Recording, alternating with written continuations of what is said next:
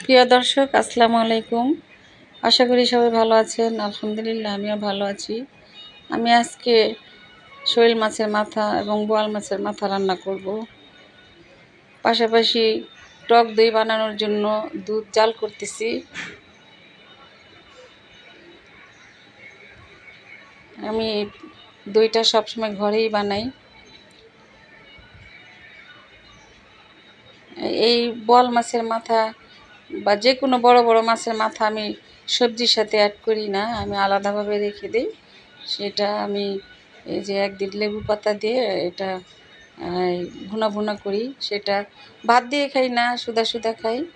আমার বড় মেয়ের খুব প্রিয় খাবার এটা, তাই আমি এভাবে রান্না করি, ভালোই লাগে খেতে। আমার ছোটো মেয়ে ওইগুলো এই মাছের মাথা আলাদাভাবে রান্না করলে মজা করে খায়, তাই আমি এভাবে রান্না করতেছি বা করি। এই যে টক দইয়ের দুধটা আর একটু ঘন হবে, ঘন করার জন্য খুব বেশি সময় একটু জাল করতে হয়।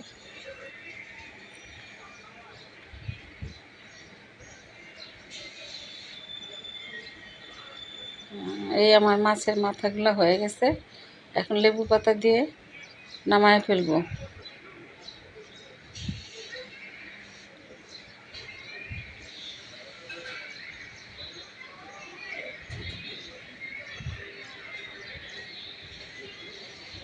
দই বানানোর জন্য যে দুধটা জাল করতেছি সেটাও ঘন হয়ে আসছে।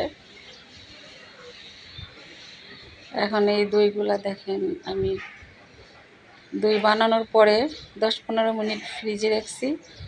ফ্রিজে রাখার পরে বের করে এই যে দুইটা তো একটা আমি ডিপে রাখবো আর একটা নর্মালে রাখবো। নর্মালেরটা খাওয়া শেষ হইলে ডিপের থেকে বের করব। দেখেন আমার দইগুলো পারফেক্ট দই হয়েছে। আমি দই বানানোর বীজ আমার এই বানানো বীজ থেকেই রাখি, সেটা দিয়ে আমি দই পাতি। তো ভিডিওটা ভালো লাগলে লাইক কমেন্ট শেয়ার করবেন। সবাই ভালো থাকেন, সুস্থ থাকেন। আল্লাহ হাফেজ, আসসালামু আলাইকুম।